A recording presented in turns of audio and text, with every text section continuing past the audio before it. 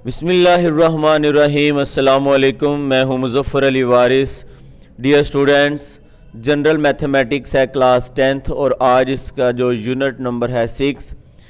Unit number 6 में बहुत important चीज़ें जो हम पढ़ने जा रहे हैं वो ये हैं कि हमने इसके जो मैट्रिसेस और मैट्रिसेस के जो डिटर्मिनेंट हैं उनके ऊपर इस चैप्टर का नाम है और इसको हम उर्दू में कालब और मक्ता बोलते हैं।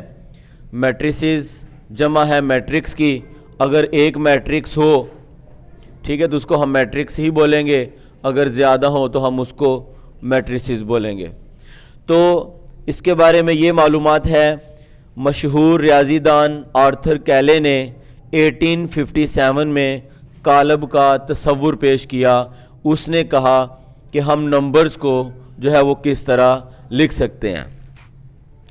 तो कालब का जो नाम है वो हम बड़े हरूफ तहज्जी ABC से जो है वो रखते हैं। तो ABC का मतलब यह है, जिस तरह हम सेट्स का नाम रखते हैं कैपिटल A, कैपिटल B और कैपिटल C, इसी तरह हम ये जो कालब होंगे, मैट्रिक्स होंगे, उनका जो नाम रखेंगे कि मैट्रिक्स A, मैट्रिक्स B और मैट्रिक्स C, वो बड़े हरूफ तहज्जी होंगे। इसी तरह कालब के अंदर ब्रैकेट्स में, जिस तरह ये हमारे पास ब्रैकेट्स के अंदर नंबर्स हैं 4, 5 एंड 0 वगैरह, इसी तरह कालब के जो अरकान होंगे वो छोटे हरूफ तहज्जी होंगे ABC वगैरह। अब कालब जो है नंबर्स, अब कालब क्या होता है? कालब ये होता है, अगर आपसे कोई पूछे जी कालब क्या होता है, तो कालब ये होता है कि कालब के जो नंबर्स और जो अरकान हैं उनको आपने इस ब्रैकेट में क्लोज करना है, स्क्वायर ब्रैकेट में। इसके अंदर चाहे आप 1 नंबर लिखें, 2 लिखें, 3 लिखें, ठीक है, तो उसको हम कालब कहते हैं। यानी कि arranging the elements in this bracket is called matrix. अब इसके बाद कालब में जो अहम चीज़ सीखने वाली है, जो हमारा यहाँ से अब इसका प्रॉपर लेक्चर स्टार्ट होता है, वो ये है जी कि कालब में कतार से क्या मुराद है। कालब में कतार से क्या मुराद है? तो हमारे पास जो ब्रैकेट में नंबर्स होंगे, एक लाइन जो होगी उसको हम पहली कतार बोलेंगे, जो दूसरी लाइन में नंबर अरेंज होंगे उसको हम दूसरी कतार बोलेंगे। इसी तरह जो तीसरी लाइन में नंबर अरेंज होंगे उसको हम तीसरी कतार बोलेंगे। तो इस मैट्रिक्स में हमारे पास जो है वो 3 कतारें हैं। और अगर हमारे पास इस तरह का मैट्रिक्स है तो इसमें देखें हमारे पास ये लाइन है जी, तो ये हमारे पास रो 1 है और ये हमारे पास रो 2 है, तो इसमें 2 कतारें हैं। ये कैसा कालब है जिसमें 2 कतारें हैं। इसी तरह कालम से क्या मुराद है? सेम लाइक जो कालम होगा वो वर्टिकल फॉर्म में होगा। इस तरह एक लाइन में जो नंबर्स होंगे वो कॉलम 1 होगा और जो दूसरी लाइन में इस तरह वर्टिकल फॉर्म में जो जितने भी नंबर्स आएंगे दूसरी वर्टिकल फॉर्म में, वो हमारा दूसरा कॉलम होगा। तो ये कॉलम 1 हो गया और ये कॉलम 2 हो गया। तो इस कॉलम में 2 कॉलम है। अब ये हमारे पास कालब है जिसको हम मैट्रिक्स कहते हैं। इसमें हमारे पास ये कॉलम 1, ये कॉलम 2 और ये हमारे पास जी कॉलम 3 है। तो बच्चों इसमें इस मैट्रिक्स में 3 कॉलम है। इसी तरह अगर एक नंबर है तो वो एक ही कॉलम होगा। तो ये मुराद थी कॉलम क्या होते हैं, कतार क्या होती है और कालब क्या होते हैं और इसको हम लिखते कैसे हैं और इस कालब का जो तसव्वुर है वो कौन से रियाजीदान ने दिया। तो हमने बताया कालम क्या होते हैं।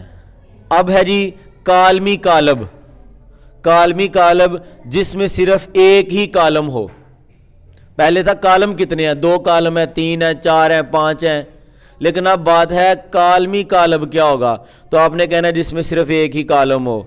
ये देखिए हमारे पास नंबर है, इसमें एक ही कालम है। ये हमारे पास नंबर्स हैं, इसमें भी एक ही कालम है। ये हमारे पास नंबर्स हैं, इसमें भी एक ही कालम है। ऐसा मैट्रिक्स जिसमें सिर्फ एक ही कालम हो। इसके बाद कतारी कालब क्या होता है, जिसको हम रो मैट्रिक्स कहते हैं। तो ये हमारे पास मैट्रिक्स के बारे में अहम मालूमात है, जिसमें हम एक चैप्टर में जितनी चीज़ें आ सकती है वो सारी पढ़ेंगे। तो इंग्लिश मीडियम हो या उर्दू मीडियम हो, बात एक ही है। कालम को इंग्लिश में भी कालम कहते हैं, उर्दू में भी कालम कहते हैं, लेकिन कतार को रो कहते हैं। कतारी कालब या रो मैट्रिक्स एक ही बात है। तो ऐसा कालब जिसमें सिर्फ एक ही कतार हो, एक ही रो हो, उसको हम कतारी कालब कहते हैं, यानी कि रो मैट्रिक्स कहते हैं। ये देखें एक ही लाइन में एक ही नंबर है, कतारी कालब। ये भी देखें एक ही इस मैट्रिक्स में एक ही लाइन है, ठीक है, तो ये भी कतारी कालब। इसमें देखें इसमें भी एक ही लाइन है, तो कतारी कालब। मुरब्बी कालब क्या होता है? जिसको हम स्क्वायर मैट्रिक्स कहते हैं। जिस कालब में कतारों और कालमों की तादाद बराबर हो, उसको हम मुरब्बी मैट्रिक्स कहते हैं। अगर ये हमारे पास एक मैट्रिक्स है, इसमें देखें 2 कतारें हैं, इसमें कालम भी 2 हैं, तो 2/2, तो ये एक मुरब्बी कालब है। रो इसकी और इसके जो कालम है वो आपस में इक्वल हैं। ये अगर मैट्रिक्स है, इसमें देखें ये एक कतार है, ये दूसरी कतार है और ये तीसरी कतार है, और इसमें ये एक कालम है, ये दूसरा कालम है और ये तीसरा कालम है। जितनी इसमें कतारें हैं उतने ही इसमें कालम हैं, तो इसको हम मुरब्बी कालब ही बोलेंगे।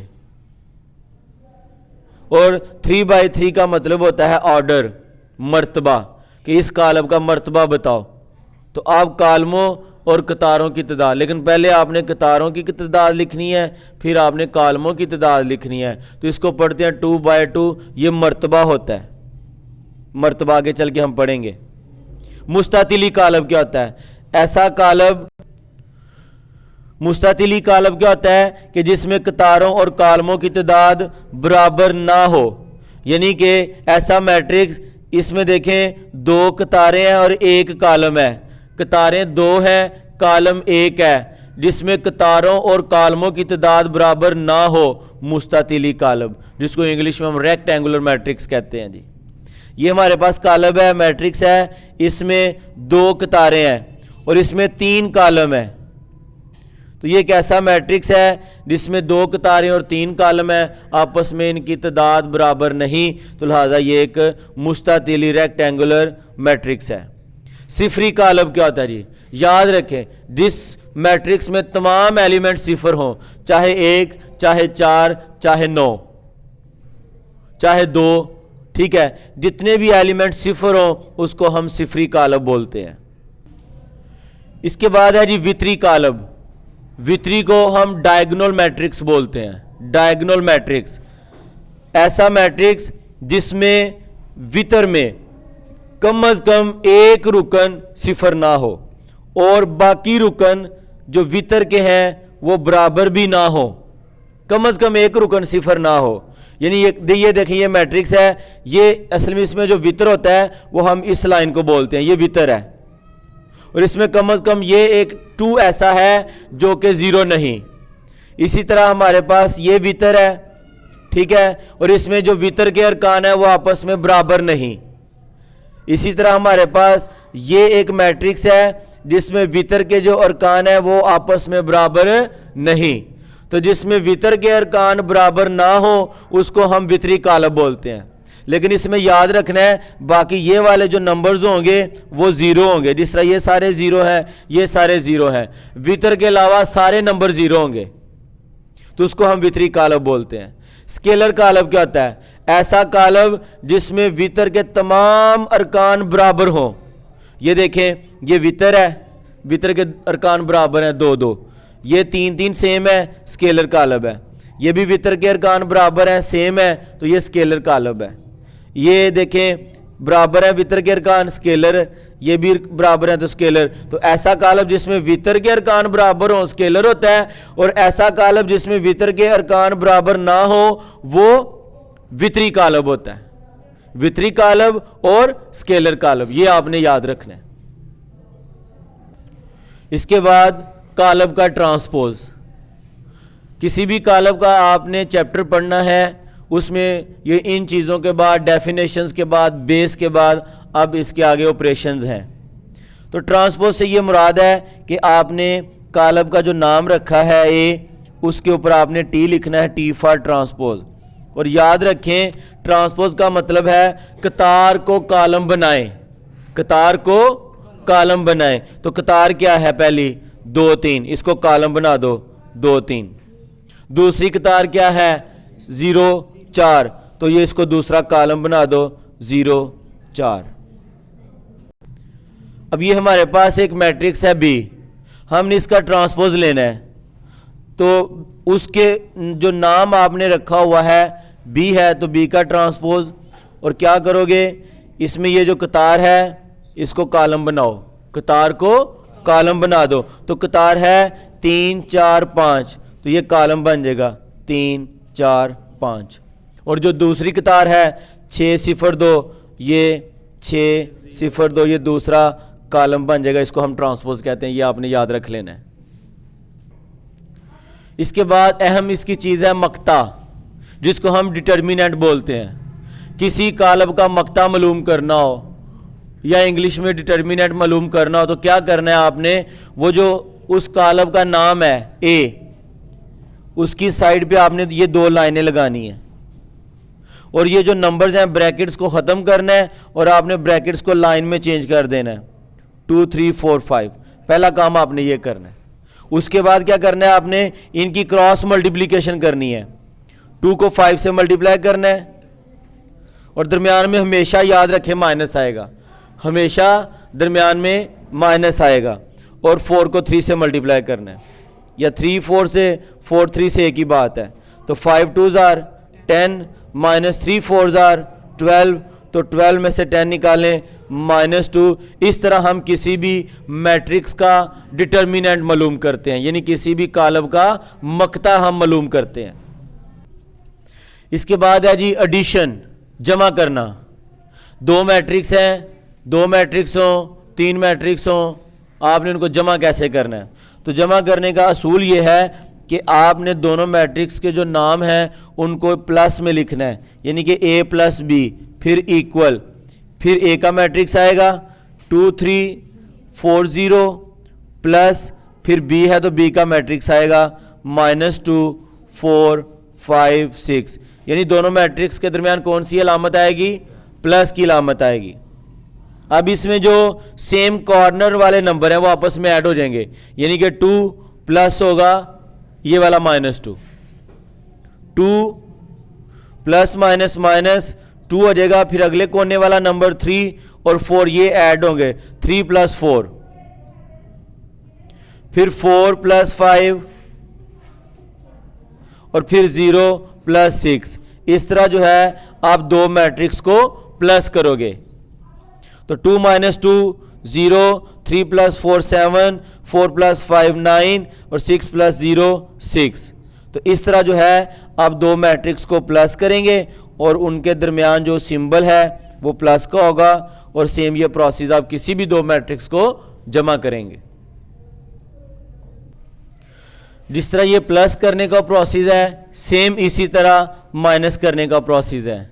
अगर ए और बी 2 मैट्रिक्स हैं उनको आपने माइनस करना है तो आप लिखोगे a - b इक्वल a का मैट्रिक्स माइनस b का मैट्रिक्स।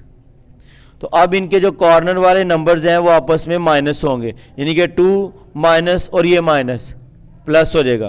तो 2 ये माइनस माइनस इस तरह प्लस हो जाएगा। आगे 3 - 4 और 4 - 5, फिर 0 - 6।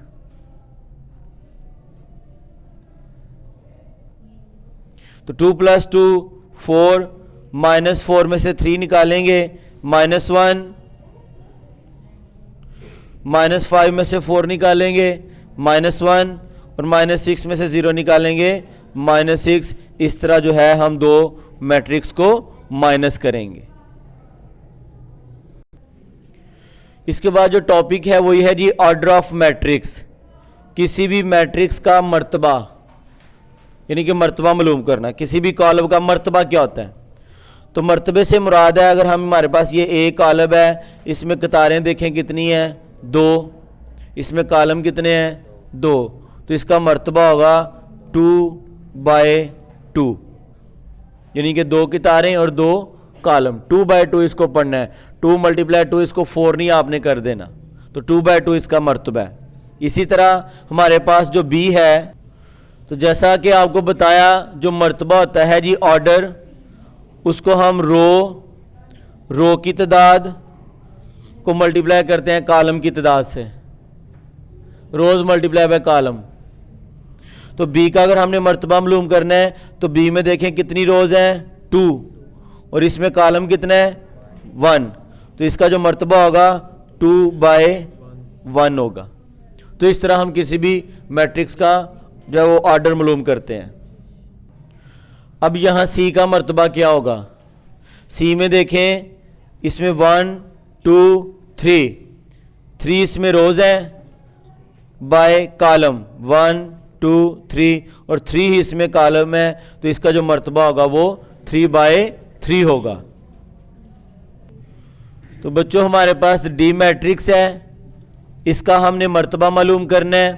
तो इसमें देखें इसमें रोज़ कितनी है 1 2 3, इसमें 3 रोज़ हैं और कॉलम कितने हैं 1 2, तो 2 इसमें कॉलम है, तो इसका मर्तबा होगा 3/2।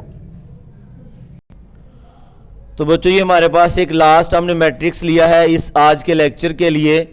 तो आज का जो लेक्चर था वो मर्तबे पे हम इसको क्लोज कर रहे हैं। तो ई हमारे पास एक मैट्रिक्स है जिसका हमने मर्तबा मालूम करना है, ऑर्डर ऑफ ई। तो इसमें देखें एक ही नंबर है, तो इस एक नंबर में एक ही कतार बनती है और एक ही कॉलम बनता है, तो इसका जो ऑर्डर होगा वो 1/1 होगा। तो इंशाल्लाह यहाँ से आगे जो है वो हम इस मैट्रिक्स के चैप्टर का आगाज़ करेंगे और लेक्चर नंबर 2 में जितनी चीज़ें हम समेट सके इंशाल्लाह समेटेंगे। अल्लाह हाफिज़।